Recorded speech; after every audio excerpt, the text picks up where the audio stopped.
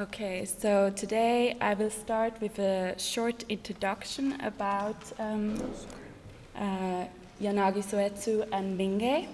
We were not sure if we have new visitors today, so in case there are new visitors, I give a really brief idea about who is Yanagi and what is Mingei.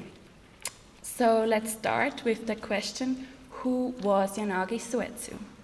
There are many answers to that question, but I have to keep it short, so here are only a few. He was the son of a wealthy family. He was a literature and philosophy student. He was the editor of an art critics magazine. He was a lover of Western art in his 20s, and I think we can say a fanatic of first Korean, then Japanese folk art in his 30s. And he also became the promoter, collector, and theorist of these Mingei objects. Politically, we can say he was against the industrialization that just took place in Japan. He also was against the colonization, although his own collection profited quite a bit from it. And I think some people called him a socialist or a nationalist. And it's also important to know about the connections he had throughout his life to some of the most influential artists of the time, like Hamada Soji and Konjiro Kawai. So that is this really brief introduction about who Yanagi is. And now I would like to talk about what he considered to be Mingei. And throughout his life, he published many essays to talk about the characteristic that an object should possess. And I think we can see that even he himself struggled a bit to keep true to those criteria when it comes to his own collection and some of his promotion activities. So now let's have a look at these criteria. First, I'm sorry, I put the wrong slide. Let's talk about usability. So Yanagi differed between fine art and Mingei. Fine art is created only to be appreciated by a few wealthy people, and Mingei is the opposite. It's created for everyone, and it should be used in the daily life, so it possesses a purpose. And I think Yanagi's idea about it was really strong, so he even went so far to say things that don't conform to the rule of utilitarian honesty cannot be called good. So that's the first criteria. The second criteria is this idea of a simple, natural, and healthy appearance of these objects. I think all these terms are subjective, but when we read the essays, we can figure out what he meant by it. So, for example, natural, he was strongly related to the idea that the craftsman should use local materials and also listen to nature in a sense that he should stop if the earth is no longer good. So, kind of like a really early sustainability aspect that comes in. When we talk about simple appearance, he said, for example, there should only be 2 or 3 patterns, as we see here on this rice bowl.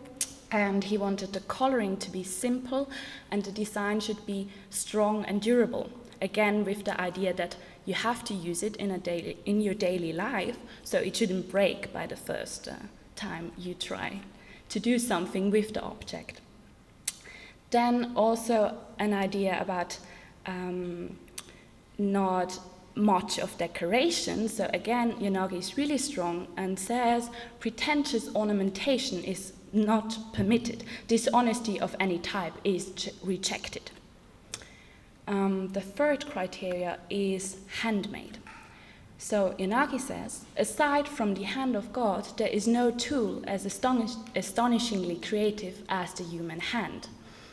And I think here we really have to consider the political aspects that just took place. So, as I said before, industrialization just happened, and Yanagi was strongly against the fact that these traditional arts slowly got replaced by machine work, so he really fought against that.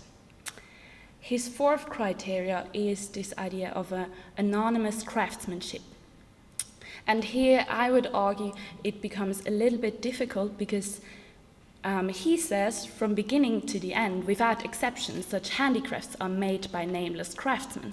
But as we see on the website of the Mingei Khan, his own collection, he included his friends, Kanjiro Kawai and Soichi Hamada, who were both really famous at the time, and surely not this ideal idea of a craftsman unknown in rural areas, not knowing about the deeper aspects of art, or working with no plan. Similar, we can see that the idea of local tradition doesn't hold up in his own collection, because he says miscellaneous things, which is an early expression for Mingei, are a clear expression of the climate and customs of Japan, its sensibility and way of thinking. But in the collection he includes Chinese, Taiwanese, and even Western objects. So again, we see kind of this consistency problems that sometimes happen with Yanagi, theory and reality. The sixth criteria is the idea of production in high volume. And Yanagi has two reasons for that, I would argue. First reason, he wanted the objects to be cheap. So in order to be cheap, a lot of objects have to be produced so everyone can use them. And the second aspect is that he believed repetition is key to perfection. So the more you repeat a working step, the less you have to think about it. And he believed in this state of not thinking is the state where true art or true beauty happens.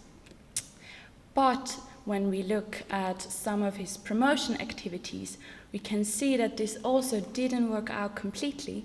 He did form a guild with craftsmen that produced objects that were Mingei conform, but he had to see that if you produce it by hand and use local materials, it was not possible to sell them cheaply. And even with the prices higher, they used financial support to have this kind of guild. So that's it already from my side. I hope I gave short input about Yanagi and the Mingei theory. And now we go deeper into the topic with Eleonora talking about Jeffrey Montgomery and Yanagi and the connections. Thank you.